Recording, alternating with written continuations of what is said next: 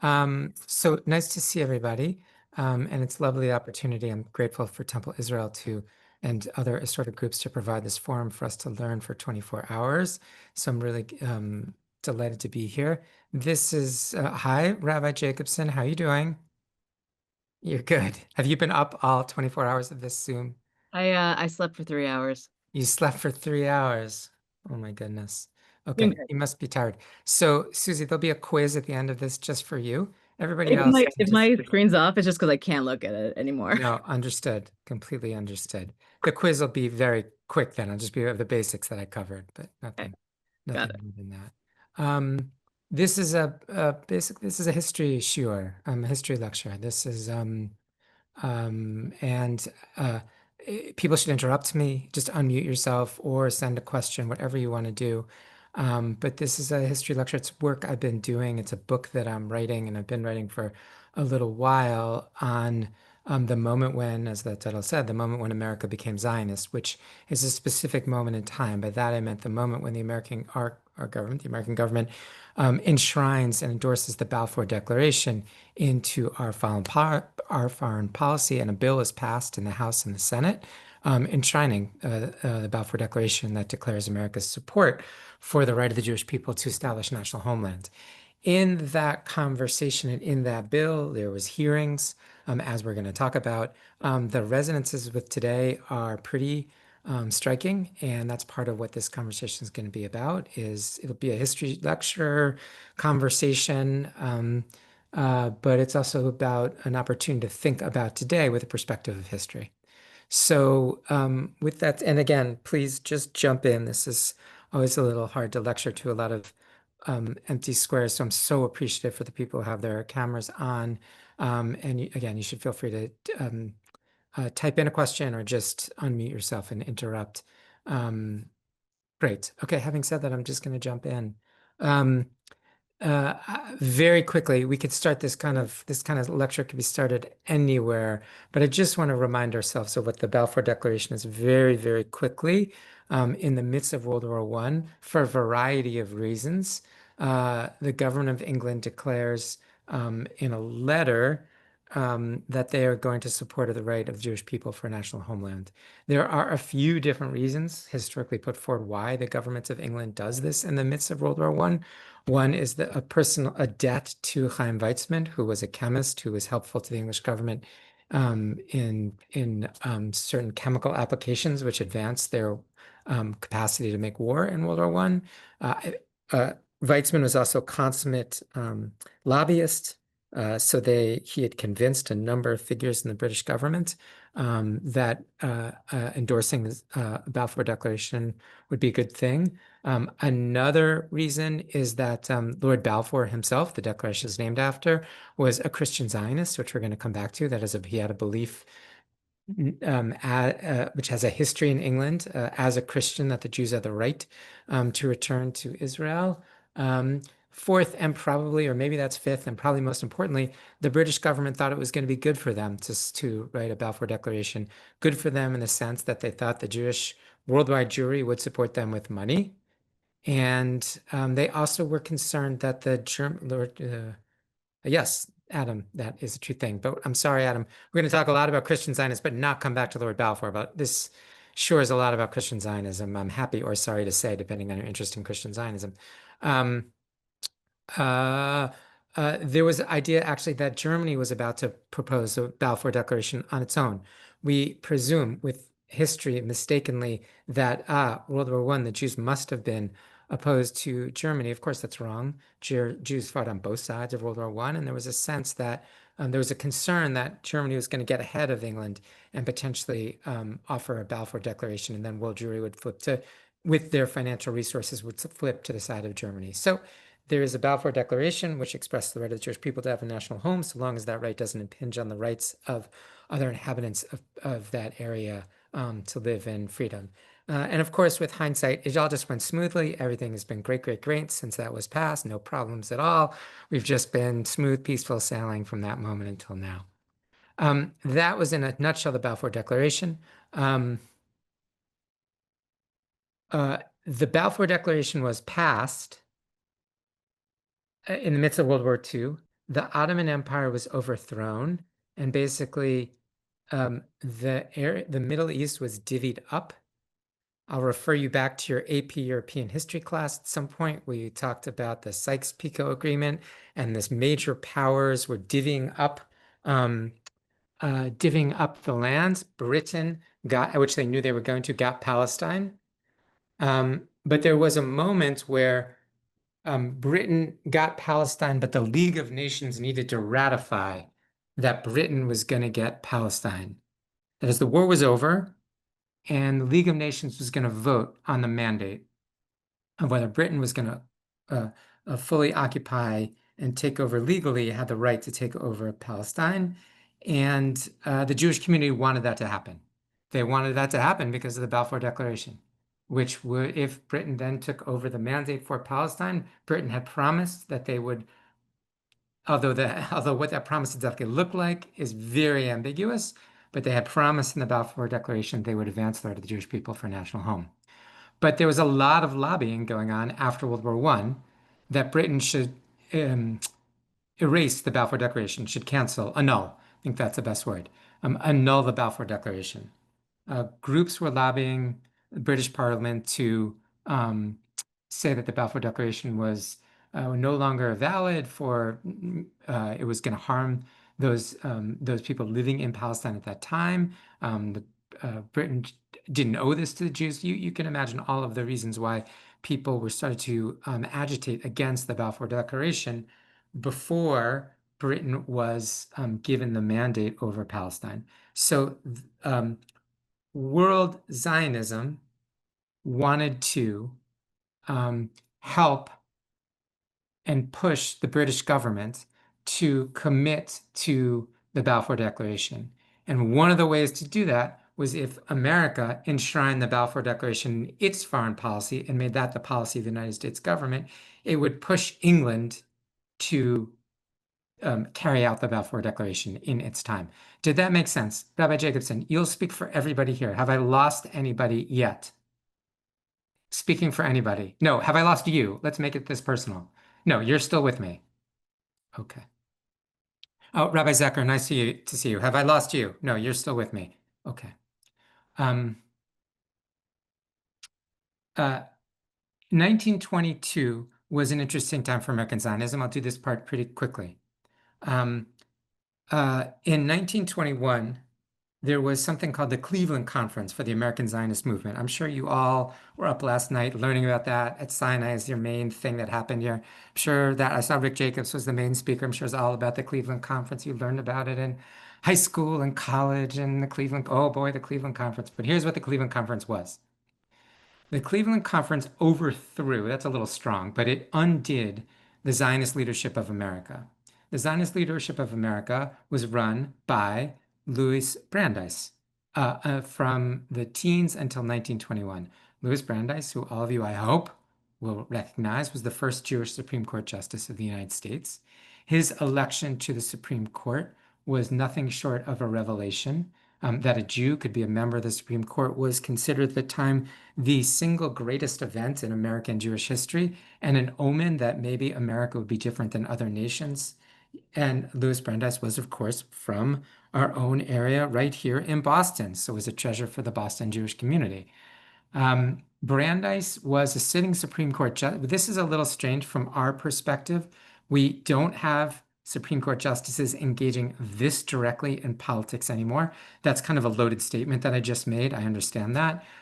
But at the time, Brandeis was functioning in a way that actually even our justices now don't function as as running as the de facto president of the Zionist movement in America. He was not the actual president, he was the honorary president. But he was the one really moving and determining with his acolytes, Stephen Wise being one of them, Felix Frankfurter, who would go on to become a noted justice as well. Brandeis was in charge. But Chaim Weizmann did not like Brandeis. Brandeis had a vision for what American Zionism was. It was about, he called it men, money, and efficiency. That is, you should raise money, they should give it to Palestine. Palestine should have efficient projects that are being built up. And that's what the Zionist movement should be: men, money, and efficiency. Um, uh, Brandeis had a vision. Brandeis really didn't know the first thing about what was going on in Palestine. He had a vision that Palestine would be full. He had a vision that there would be no criminals in Palestine ultimately when it was established. He had this sort of utopian, his vision of what the Jewish people were was kind of amazing. He imagined a Palestine there'd be no criminals, no prostitution, everything would be perfect, perfect, perfect once the Jews got a land there. I should say just one quick side word about Brandeis.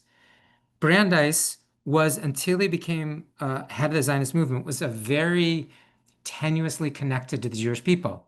Brandeis, just to sort of say this bluntly, Brandeis observed more Christmases than Hanukkahs in his life. He didn't belong to a shul. He didn't hang out with other Jews. He didn't do any of those things. We really don't know why he had, to mix my religious metaphors, his road to Damascus moments, where he went from being a sort of very attenuated Jew to being the head of the Zionist, like interested in Zionism, the head of the Zionist movement.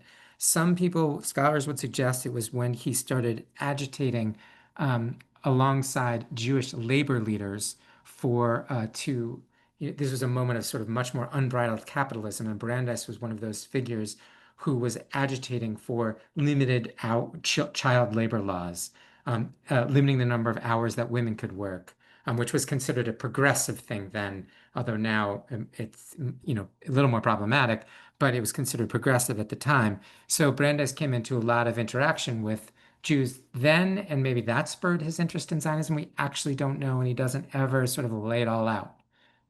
Brandeis becomes a Zionist, becomes the leader of the Zionist movement. Men, money, and efficiency. Let's have good projects that are being built up.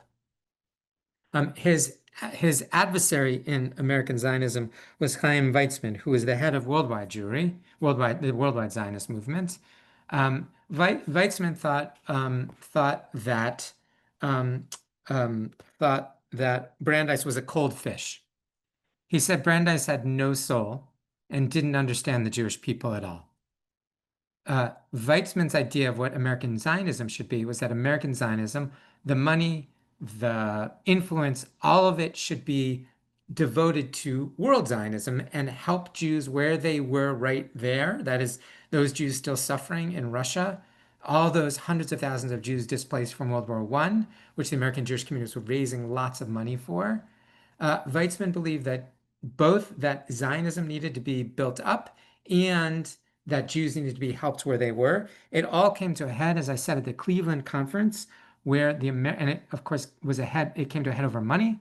Weizmann wanted that the World Zionist Organization, I'm going to make this simple, to control all the money that the um, Zionist movement made in America, raised in America, and Brandeis wanted it under his control and to build up Israel as scientifically and efficiently as possible. So he didn't want to give the money to the control of the World Zionist Organization. You get the idea. There was a vote. It happened at 3 in the morning. Brandeis lost. Brandeis that morning then retires from the Zionist movement. Stephen Wise retires from the Zionist movement officially. Felix Frankfurter retires from the Zionist movement. A whole new crop of leadership comes. Rabbi Jacobson, how am I doing? You still with me? Basic idea. Brandeis is out. Weizmann is in. But we were in 1921. Is this still 1921? We're in 1921. Okay. You can jump back in now, Rabbi Jacobson. I warned you I'm on 3 hours of sleep. I'm not sure I should be your one who's paying it, who's your like metric for this. Don't make me call on Rabbi Man. Sure. Don't make me call on Rabbi Man. And Amelia already left. So I Oh, don't, who's there? that No, I'm lasted like here. 5 minutes. I'm here. And I she's just done. got to move around, man. Come on. Okay. I don't want to make everyone dizzy. I'm going to start calling on people I don't know, and that's just going to be a disaster. You should do Um, that. They're more awake than me. uh, Except some of them have been awake for the entire time. yeah, Baruch Hashem. Okay. Um, there was a rabbi. His name is Simon Glazer. Simon Glazer was the rabbi, the Orthodox rabbi of Kansas City. He oversaw 7 synagogues. He was in favor, he spoke, he was the only rabbi to speak at the Cleveland Conference in favor of Weizmann. He walked out of the Cleveland Conference and said, oh boy, we're in trouble because it's good that Weizmann beat Brandeis, but it's bad because Brandeis, Stephen Wise, and Felix Frankfurt are the 3 most important and most well-known Jews in America, and they all just resigned from the Zionist movement. we need to, where was Weizmann from? Weizmann was from the shtetl. He was, yeah, okay. Um, uh, so Simon Glaser had this idea. He had this idea that the American government should enshrine the Balfour Declaration because then it will help the British government and it will also, it'll help the Zionist movement and it will also um, sort of put the Zionist world on notice that just because Brandeis and Stephen Wise are gone, like we're still going to be an effective operation. I should say one thing about the Zionist movement, which I forgot to say. Prior to Louis Brandeis joining the Zionist movement, it was, and now here I'm going to exaggerate, it was like 5 people. It was not a very, we might have thought like, oh, in 1907, all the Zionist movement might have been very significant. It was a very small movement. When Brandeis joined and World War I came, everything changed, and the Zionist movement became sort of occupied a much greater role in the Jewish world. But so much of that was part of Brandeis's personal kind of stake. That is, if Brandeis could do it, then I can be a member of the Zionist movement. So Brandeis getting tossed was a real danger that the Zionist movement was going to go back to being a minor player in the Jewish world. Okay, Rabbi Offit, how did that go? Good? You're still with me? Have you been up all night too? Can I pick on you? I have not been up all night, Oh, Baruch Hashem, so I can pick but I on went you. to 2 shuls. Does that count? 2 shuls is kind of, that's a lot of shuls to go to. Okay. Rabbi Simon Glaser had this idea of let's create a resolution, a bill that will, okay, you got it, that will enshrine the Balfour Declaration. Okay. He goes to his governor. He's the rabbi of Kansas City, 7 synagogues. He goes to his governor and he says, Governor, I want to talk to you about this thing called Zionism. And the governor, he writes this in his autobiography, I'm not exaggerating. The governor surprises him by saying, oh, I know all about Zionism. I'm fully in favor of the right of the Jewish people to have a national homeland. In fact, people were just in my office from Palestine who were trying to argue that America should not move forward in any kind of declaration of support for a national homeland and should work against it. But don't worry, the governor said to Simon Glaser, don't worry, I told them to go away and not to come back. And Rabbi Glaser says to the governor, what are you talking about? You already know about it. Like he's shocked that the governor already knew about Zionism. Within 2 weeks, the governor of Kansas City's in help. Kansas City's in help. Kansas City's not in Kansas. There's Missouri, Kansas City, Missouri. and there's Kansas City, Missouri. Missouri. Thank you. Okay. Thank you. You're Thank you. welcome. You're welcome. Kansas City, Missouri. The governor of Missouri has introduced Rabbi Glaser to the 2 senators from Missouri.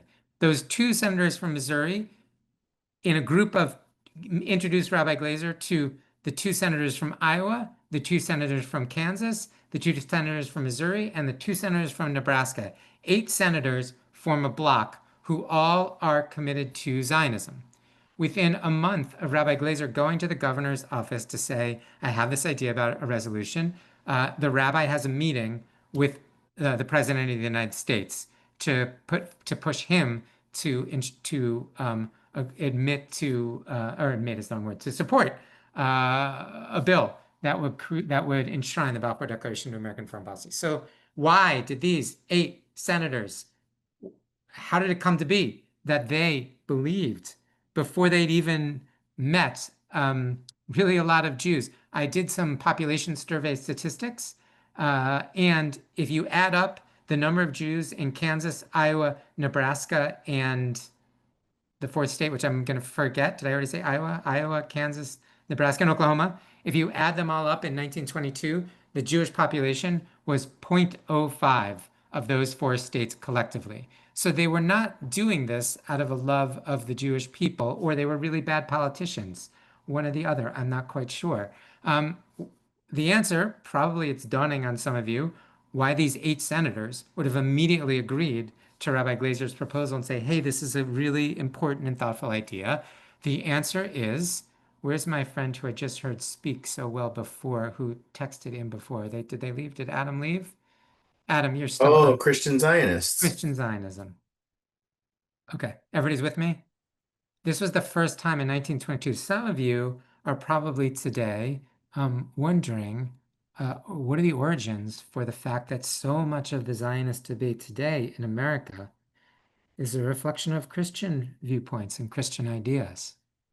And that has its initial origins politically in 1922 with this bill. It's the first time that Christian Zionism takes a center stage in the Zionist debate. There's a book out called The Ark of the Covenant. It's an important book written by a scholar of American foreign policy who just out, it was out last year. It's got some of attention. I'm sure maybe some of you saw it or read it. He makes the claim basically that the Jewish community is actually not the main players even in the story of Zionism in America. Although it seems like we are. When we talk about, yes, that's exactly it, Samantha. Amazing. I don't even know where Samantha is, but you're awesome. Thank you. Um, uh, we think we're kind of the main players of this story. We look around and we think, but it turns out often we've not been the main players. We're part of the story. And there's another story going on called Christian Zionism. So I want to say a little bit about Christian Zionism. Suzanne, good? Brian, you can answer for everybody. Good? Okay. Susie, you're still with me. Fantastic. In the 1880s, an evangelical minister, former businessman turned evangelical minister, wrote a best-selling book, sold like 1 million copies. The name of the book was very subtle. He was a subtle writer, a subtle theoretician, a subtle speaker of what he would presume is the word. That subtly titled book, which sold 1 million copies, was called Jesus is Coming Back. Now, I know from that title, it might be confusing what the subject of the book was, but just in case, I'll sort of lay it out. The idea was that Jesus is coming back. And William Blackstone wrote this book after having gone, he pilgrimaged to Palestine in 1880 with his daughter, checked it out, and he believed, as others did at the time, he certainly wasn't the only one, but he became the kind of the most well-known in America, of what is called premillennial Christian dispensationalism. That term just means the following, and the story is a kind of strange one, but I would say it animates a lot of in this conversation about Zionism, it animates a lot of our world today. So what I'm about to describe may sound a little off or odd to us, but is very much at play in the conversations about Zionism in America. Premillennial dispensationalism means simply that there's an idea in Christianity that Jews have an essential part to play in the unfolding drama of the world. And that drama, and this is an old Christian idea, fundamental Catholic idea, is that Jews will be a witness to the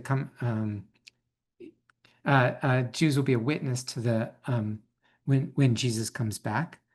That Catholic idea gets sort of translated I won't spell out the whole history, but through readings of the book of Daniel and the book of Revelations, both Old and New Testament, as it were, they're Protestant thinkers who start saying that, or start writing over the course of the 19th century, that that that there will be an era of history, a dispensation is what they call it, an era of history.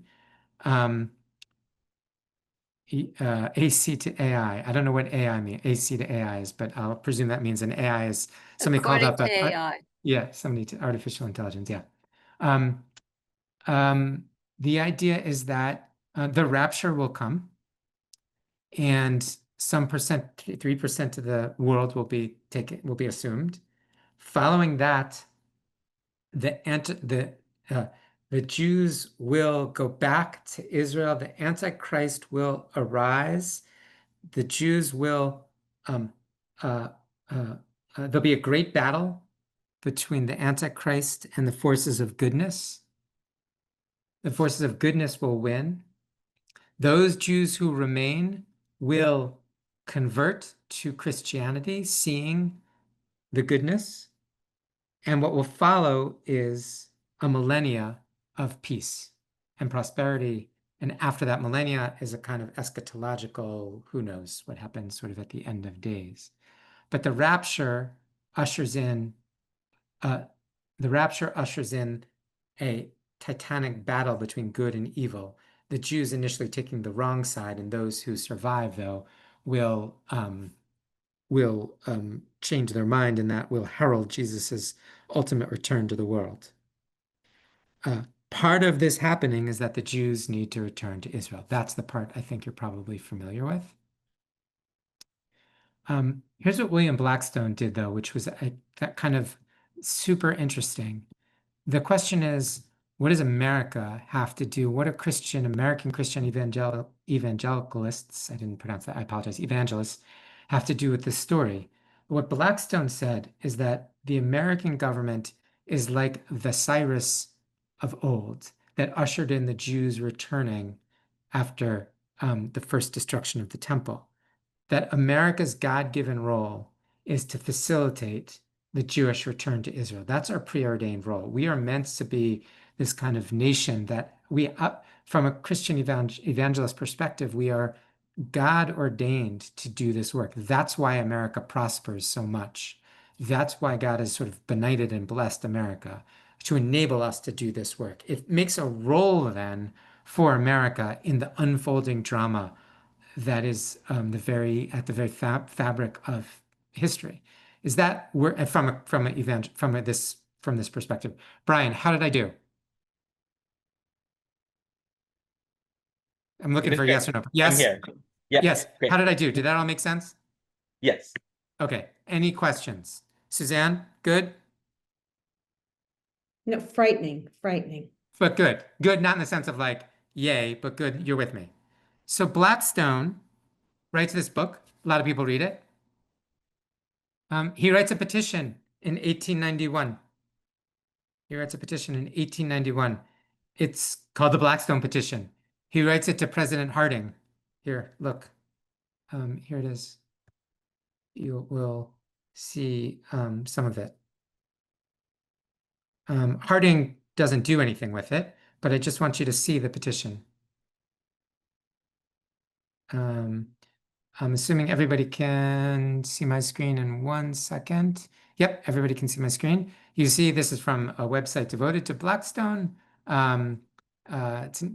The Blackstone Memorial presented to the President of the United States in favor of the restoration of Palestine to the Jews. 1891. Rabbi Offit, I'm not doing this to trick you or judge you or in any way, shape, or form, but just on a yes or no. Is this before Herzl even writes the Jewish state in 1896, given that this is 1891, or after Herzl writes it, given that Herzl wrote that in 1896 and this is 1891? Before or after? Just before. Just before. Very good, Rabbi Offit. We don't have to think about getting back your smicha or anything like that. This is 5 years before Herzl's even Herzling, right? This is before there's a Zionist this is before any of that. What shall be done for the Russian Jews? It's unwise and useless to undertake to dictate to Russia concerning her internal affairs.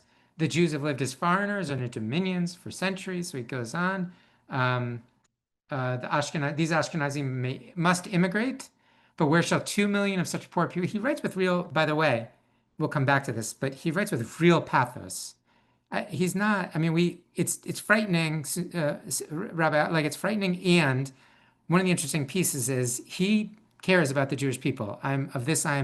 He ends up giving his money to the Jewish people. That is Brandeis becomes the executor of his will, if you can believe that. He leaves all of everything he made from writing his book, etc., to the Jewish Zionist cause. It's very interesting. Excuse me, Yeah. does he care about the Jewish people, or he just realizes that the Jews are a means to his end? Rabbi Offit, that is the question that I cannot answer. it seems like he writes with real pathos and cares about the Jewish people, and it's clear he's a premillennial Christian, that he wrote a best-selling book about the idea that the Jews are a means to the end of Jesus coming back. So I think it's one of those things that I think it's yes and yes in good rabbinic fashion. I'm going to answer yes and yes. By the way, he ends up in the we'll talk about this in a second, but just to say, in 1916, 1907, this guy Blackstone is speaking at Zionist Zionist conventions, that is Jewish Zionist conventions. He speaks alongside Brandeis. Jews invite him. He says all the things, Christian millennial discipline. He says, you're all going to go back to Israel. And it seems like the Zionists at the time had no problem. I think they were so delighted that a significant Christian figure was putting the same idea out that they were interested in. So he speaks at Zionist, no different than, Minister Hagee speaking at the rally that was held on the Mall right after October 7th, when he was the only, no rabbi spoke, but a minister spoke because of his commitment to Zionism. Okay, you get the idea. Why not? I'm back on this document. Why shall not the powers which under the Treaty of Berlin in 1878 gave Bulgaria to the Bulgarians, Serbia to the Serbs, give Palestine back to the Jews? Here we go. We respectfully petition His Honor Benjamin Harrison. Look at who signed the document. There's 400 people signed the document, including some of the most significant rabbis of the day. Let's see. Let's keep going. In Boston, by the way, the rabbi of Ohabe Shalom signed the document. But here's what I want to show you. You can see all these names. You see where it says businessmen? Sort of buried in there. 1, 2, 3, 4 lines down. That's J.P. Morgan. And then if you go 1, 2, 3, 4, 5 more, that's John Rockefeller. These were not, what's the right word? Schleppers who signed this. It's the most powerful industrialists in America. And actually, if we keep going all the way down, Roberto. Hello. If we go all the way down, I just wanted you to see, you see 1, 2, 3, 4, where I'm in Washington, T.B. Reed, Speaker, House of Representatives, signed this petition. You get members of Congress who signed the petition. I can't find it now, but one of the Supreme Court justices signed the petition. The mayor of New York signed this petition. In other words, this was the ideas of Zionism actually was kind of in America, in the kind of elixir in America already in the 1890s. And this document went nowhere. But here's the thing. Everybody's still with me. Simon Glazer. Sorry, not Simon Glazer. We haven't come back there. I want to take us back for a second. When the Balfour Declaration was being written, they wrote, Weizmann wrote to Brandeis. So they didn't like each other, but said, we need your help. Brandeis actually found Blackstone in 1916 to write another petition. So there's an 1891, and then Blackstone wrote a 1916 petition at Brandeis's request. Same idea, same story. Give Palestine to the Jews, and Blackstone writes this, and seemingly we know that Woodrow Wilson read it. We don't know the impact that it had, but Woodrow Wilson nods his approval to the giving of the Balfour Declaration in the middle of World War I, seemingly in part as a result of Blackstone's recreating the petition with significant figures on it. Okay, but now we're back in 1922. You have these 8 senators, all influenced by the thinking of evangelical Christianity and premillennial Christian dispensationalism. And they go to their senator, they go to the head of the Foreign Relations Committee, Senator Henry Cabot Lodge, and they say to Henry Cabot Lodge, you're in charge of the Foreign Relations Committee, so Foreign Relations, your committee should pass this, should enshrine the Balfour Declaration. We, these 8 senators, believe it's the right thing for, Helen, let's come back to this at the end. Sorry, let me read that. I can't, too hard to read and think at the same time. These 8 senators ask Lodge to sponsor this bill. Okay, Henry Cabot Lodge was the senator from Massachusetts. Susie, this is an easy question. I know you've only got 3 hours of sleep. I'm going to make it a 50-50 choice for you. Was Henry Cabot Lodge a noted anti-Semite, or was he a friend of the Jewish community? You got a 50-50 shot here, Susie. I'm gonna go with anti-Semite. You're going to go with anti-Semite. Nice. Susie wins the prize. On the floor of the Senate in 1896, Henry Cabot Lodge, who was America's leading purveyor of eugenicist ideas, said that the doors of America should close. I know this is like so unfamiliar, like why a leading thinker sort of embracing racist ideas, suggesting that the American doors should close. Who could have ever thought of such a thing? And so on the Senate floor, Henry Cabot Lodge gives a long speech. You can find it on, if you just Google Lodge 1896, his speech on on immigration. He says that there are certain groups, Jews being among them, who by their very nature are incompatible with the ideas of democracy, and they should be kept. There are no laws limiting the number of Europeans who can come into America at this time. Lodge wants to create what's called a help, Suzanne, help, where you have to read something to get, you have to show you, Suzanne, what is it called? Oh my goodness. Like A a lit. test? Yeah. No, somebody just said it. That was me. What was it, Susie? A lit- A literacy. Okay, that too. Yeah, a literacy test. Yeah. So Lodge believed that you had to read 25 words in your own language to be able to come to America. And he presumed that most immigrants, most Jews from Eastern Europe, and most Italians from most Italians would not be able to do that. But the people who would do this, and this is not some sort of subtle thing. He's just read a speech on the floor of the Senate in 1896. The people who would be able to do this were the people we wanted to come into the country. Germans, French, and the English would be able to read. Jews and Italians would not be able to read. He didn't know anything about anything, but the idea was that there'd be a literacy test. It passes the House and Senate, but the president at this point, Coolidge, rejects it. It passes again in 1907, but Roosevelt rejects it this time. But Roosevelt sets up a commission called the Dillingham Commission and puts Lodge in charge of it. The Dillingham Commission meets for a few years to talk about creating a literacy oath and the problems of immigration. Lodge is Fabrenta. The word Fabrenta means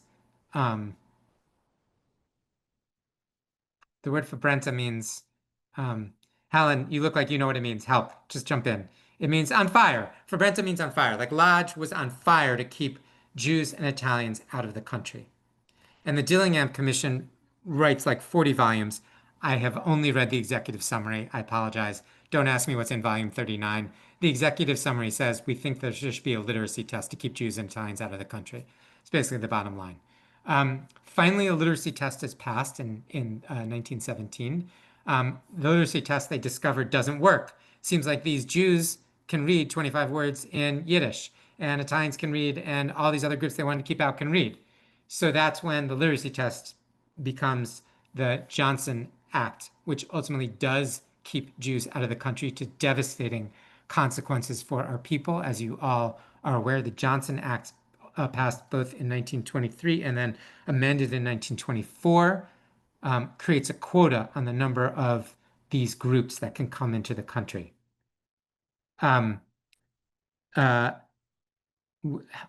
Lodge, just to go back to it, who was the architect of this against letting Jews into the country, also had another mark against him when it came to Jews.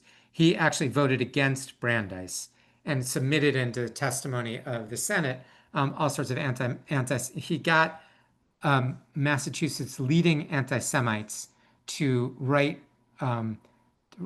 give testimony about why that Brandeis was not fit, because he was Jewish, amongst other reasons. He was too progressive to be a Supreme Court justice. Lots of Republicans, as Lodge was, voted against Brandeis, but unusual that somebody, because Brandeis was a Massachusetts citizen, so unusual for a senator to be. There were definitely some of those motives. He had to be at least one. Yeah.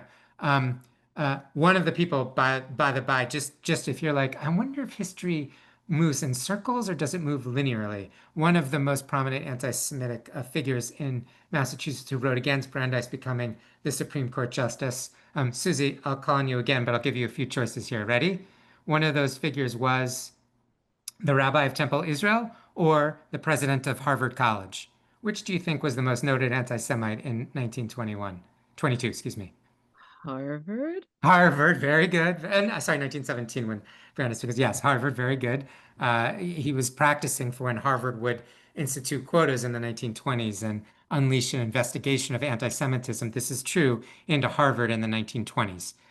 We just came 100 years back. Again, history moves circularly. That was the point, and forward, but also circular. Okay. Lodge, anti-Semite. But yet, Lodge, when these 8 senators come and they say, Lodge, we want to enshrine the Balfour Declaration into American foreign policy, Lodge actually says, okay. The reason why Lodge says, okay, let's do it. I will be as Senate on Foreign Relations Committee. I'll raise it on my committee. We'll pass it through committee, and then it'll come to the full House for a vote. The reason why Lodge agrees to champion a bill on Zionism, even though he's an anti-Semite, I've got enough people, I think, awake despite the late hour that you can make some guesses here. Brian, any guesses? Why would Lodge get the Jews out of America? Ellen, I don't know you, but that is an excellent guess. It seems like that may not be it. Everybody I tell the story to, and now I've told this story often, runs to that guess, which makes 100% sense. But that doesn't seem quite right. He seems like he's got some other motives here that are just as kind of material. That is, he's not doing this out of the goodness of his heart. Money. Why do politicians do other things? Oil? Power, Adam, power, right? He's up for re-election. He's up for re-election. And it turns out that donors, yes, he's up for re-election. And in fact, after Lodge gets this bill through the Senate, despite the fact that the Lodge is a massive anti-Semite, I've proved that to you. There's a committee called the Committee to Re-elect Lodge. Prominent Jews overlook his previous history of anti-Semitism. In fact, there's a rally in New York City after the bill is passed in honor of Senator Lodge, and they raise $120,000. Excuse me. This is in 1922. They raised $120,000 in Lodge's honor for the Henry Cabot Lodge Fund for Zionism. And Lodge says there, he's always been a friend to the Jewish people and always believed in Zionism. The Yiddish newspapers love this story. Okay, but Lodge does it. Yeah, it seems so strangely familiar. Lodge does it, though, for one other reason. He's facing re-election, but in Massachusetts itself, this whole story has a Massachusetts angle. Susie, if I asked you, oh, no, it's a 50-50 chance here. You're going to do fine. I have great faith. If I asked you, did the state of Massachusetts in 1919, 1920, and 1922, before the American government did it in 1922, did the state of Massachusetts pass a resolution calling for the right of the Jewish people to return to Israel, and the American government should do everything in its power to allow the Jewish people to have a homeland in Palestine? That seems ridiculous. Why would the state of Massachusetts, the answer is, do you think that happened or do you not think that happened? Yes or no, Susie? Oh, yes. Yes, Susie, very good. I knew you could roll. The state of I've never heard of Massachusetts this. Can we talk about why I've never heard of this before? in 19, I feel like I'm fairly well educated. Yeah. Why have I never heard of this? because I haven't finished my stupid book. I got to get my stupid book. I'm interviewing on Thursday night. I'm interviewing Jonathan Sarna and Ellen Smith. It's the 25th anniversary of The Jews of Boston, which is one of the great books ever written. And I'm interviewing them at the Weiner Center Archives Gala event. So please come. If you don't know what the Weiner Center is, you can email me later. I love the Weiner Center. It's the Jewish Archives of Boston. And I'm interviewing Jonathan, and it's not in that book. There's nothing about it. There's a whole chapter on Zionism. It's not in that book. And it's not in that book, Susie, because I haven't written my stupid book. Um, but here's what the resolution said. I'll show it to you. So it's not a mystery, so you know I'm telling you the truth. Oh, shoot. Ah. Hmm.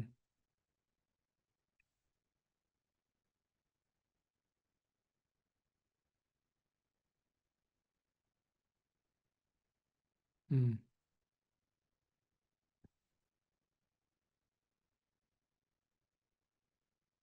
Okay. You see where I am? Ordered. I just cut and paste here. 1920, at the top here. The Massachusetts House of Representatives greeted with profound satisfaction the official recognition by the powers of the right of the Jewish people to a national existence in Palestine. And it deeply rejoices to see the national liberation of the children of Israel, who once more shed luster on our civilization.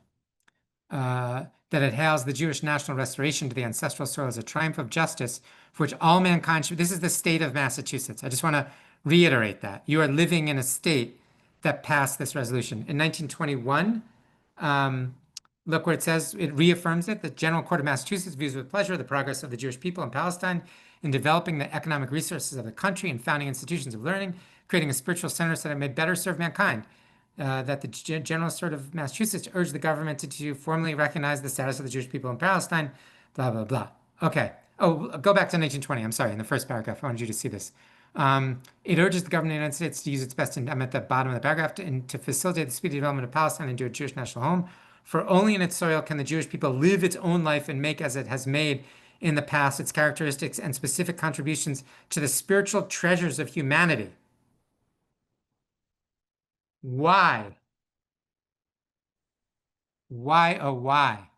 What in the world is going on? So anyway, when these 8 senators knock on Lodge's door, and he's like, hey, I know you've hated the Jews for a long time, but pass this bill because we as Christian Zionists believe you should. And he looks around and he says, well, it seems like the state of Massachusetts is actually quite in favor of Zionism. Why? Why is the state of Massachusetts in 1919, 1920, 1922 in favor of Zionism? It's 248. We're going to have to tell the rest of the story very quickly. Susie, you guess first. That's a Why? go. Say it again. Guess why? Yeah. Christianity. Christianity. Yeah, we're not so The way to evangelical the way to here. get rid of us. Get rid of us. No. Our spiritual treasures? We're spiritual treasures. We're Be- spiritual treasures. because the United States has always been a white supremacist Christian Zionist religious national and Christian nationalist nation. Adam, you know what? I said? I wish you would speak. Don't veil your feelings. You're too. I don't really understand what you're saying.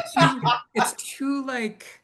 What do you? I have to read through the lines to understand what you're saying, and you know Dan, that. was there- Go ahead, Ellen. Ellen, Was please. there like a series of national laws passed around that time prohibiting immigration? Was it like the sort of a little mini Red Scare in the early 1920s and 20s? No, Ellen, I'm sorry if I said this too quickly. It's more than a mini Red Scare. That is when immigration laws were passed. No. That kept us out of the country. That was the Johnson Act I referred to before, which limited the Jewish immigration to a small percent of Jews existing in this country. And in 15 years, and when the Nazis then came to power in the 1930s, we were not allowed into this country because you know the devastating consequences of that. This is not related to that, Alan, but a really good thought, actually. Jennifer, last guess, and then I'm going to tell us all. Well, I think I was going to say something related to the whole immigration, that if Zionism is that if they support Zionism, that Jews from other places will not want to immigrate to America, but they'll want to immigrate to Palestine. So at least they'll stop the flow. Yeah, I think Ellen and Jennifer, I don't think that's totally, I think there's a piece of that here, and there's no one answer, I'm sorry to say, but I want you to point you in a direction that you might not be expecting me to point you. When back to our friend Simon Glazer wrote in his autobiography, back to our friend Rabbi Simon Glazer, the guy who started this whole thing. Everybody's with me? I know it's late. He said, what the part he didn't say is, he said, when that we Jews need to do something as bold and as important as another ethnic group that had just passed a resolution a year earlier for them to have home rule in their country. And that group of people was called, Susie, what group of people did, over the president's objections in 1920, manage to pass a bill in Congress that said, we have the right to our national home, and screw you, British government, that is denying us our right to a national home? That group of people was called, Suzanne, that group of people is called Irish. Irish. The American Zionist movement was profoundly, profoundly, profoundly influenced by the Irish Zionist movement. There are not one, there are not two, there are now 3 books out about how the Irish Home Rule movement influenced American Judaism, specifically around Zionism. There was such an influence that some Zionists began to call them, some Jewish Zionists began to call themselves Zionismus sich allein. Yiddish for German, excuse me, for Zionism for its own sake. Sich allein, Yiddish for its own sake. Yeah. Yeah, for its own sake. That is a direct translation of a Gaelic expression. I don't know any Gaelic. I read this, but I bet you can guess what the Gaelic expression that is a translation of. Yeah, Eliza, super ironic because there is no more anti-Zionist country probably in the world right now, or than Ireland. But and Eliza has already guessed the Irish expression, which some of the Zionists started copying, is called Sinn Féin. It was Sinn Féin. Zionism sich allein is a translation of Sinn Féin. Zionism for its own sake. Yeah. If I don't have time, the parallel of, I really don't have time, it's 2:53. The parallels between American Irish home rule and American Zionism are extensive. You will just have to take I'm not going to spell it all out, but Balfour himself said in his most famous speech on Zionism, in the most famous paragraph in his most famous speech, that American Zionism, Jews should be committed to Zionism and nobody should accuse them of dual loyalties, just like every Irish American that is committed to Irish home rule should not be considered un-American. Like we were kind of a little, I want to say obsessed is too strong, but deeply influenced by the movement for Irish home rule. That anyway, blah, blah, blah, blah, sorry. Why did the Massachusetts government pass a resolution in 1920 and 1922? It's a state that was totally committed to Irish home rule, of course. And I have found, rallies for Zionism in Lowell. Jews are not these are not Jewish, rallies for Zionism in Plymouth, rallies for Zionism in Worcester. That is, I think that Christians of the time living in Massachusetts believed, quite simply, that home rule was the idea that small ethnic enclaves had the right to determine their own ethnic identity and nationalist heritage. So the model for Zionism was Irish home rule. Just like the Irish should be able to have their homeland, the Jews in Palestine should have their homeland. Okay, is everybody with me? I have to wrap up, but there's like a whole other hour I didn't do. Ready? I'm going to do it all in 1 minute. It passes the Senate because Lodge is in, and he's like, well, I've got an election coming up. The people of Massachusetts have made their voices heard 3 times. He puts it through the Senate Foreign Relations Committee. It then passes the Senate without objection. The House, we could have spent this entire, and then moves to the House. Hamilton Fish is the representative of the House who is the head of the Foreign Affairs Committee. So it's under his purview to pass the House's version. He also wants to do it without that there be no hearing. There'll just be a vote, and then it'll go to the whole House. But there's a problem. There's 2 problems. people start agitating against the bill. There are two peoples writ large who agitate against the bill becoming law. One of those peoples, Rabbi Jacobson, one of those the main speakers against against this bill becoming law, who speak out and say no, the House needs to have hearings. One of the main speakers, there are two main speakers. One is a group of what we would say today are pro-Palestinian activists who are saying if we pass this bill, it will negatively impact Palestinians. They don't call them Palestinians, but Arabs who are living in Palestine at the time. The other group of people who are totally against the Balfour Declaration being enshrined and gum up the works and stop the process are Rabbi Jacobson, Reform Jews. Reform Rabbis of America. The hearing that happens in the House, they force a hearing. There are two voices against the bill, three voices.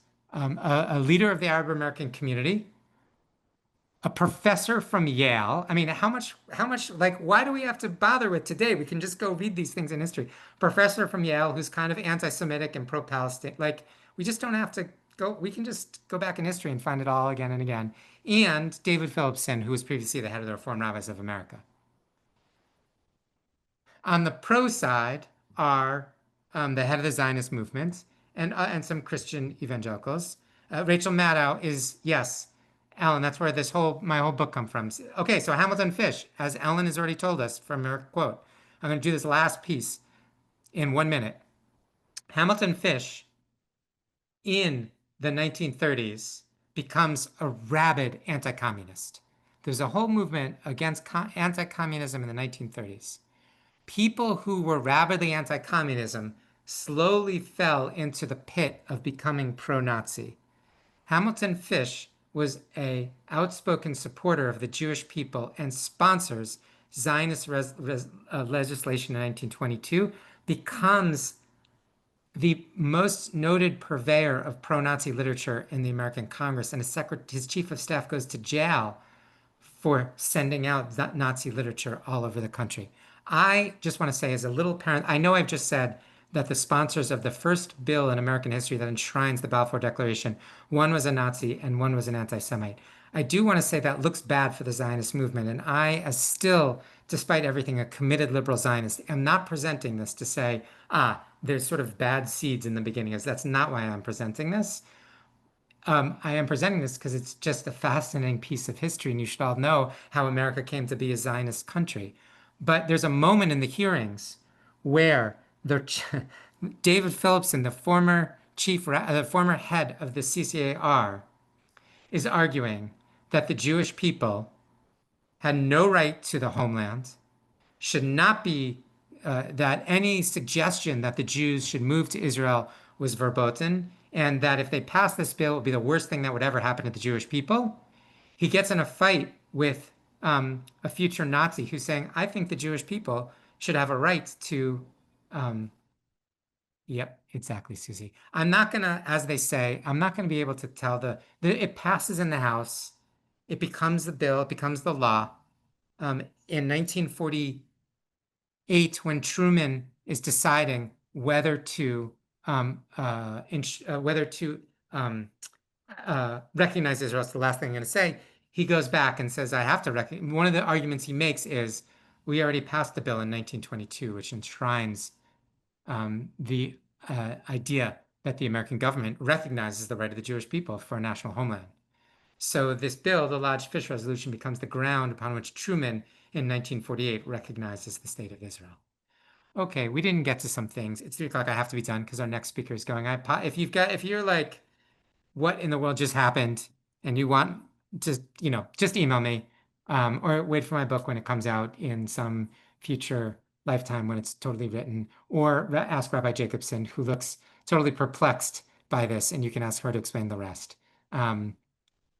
But so nice studying with everybody. Rabbi Dan Judson, Yeah. Provost of Hebrew College. My dear teacher, thank you for joining us. Yeah, I'm not quite sure what just happened over the last hour, but yeah, I was thoroughly entertained and yeah, slightly terrified. So slightly thank terrified. you. That's what I was going for. It's been the end of a long day for a lot of you. I was going for thoroughly terrifying, slightly entertaining, or maybe the opposite. I don't know. And very, Thoroughly very entertaining and slightly And sadly, all true. Okay. Nice seeing you all. Thank you, Rabbi.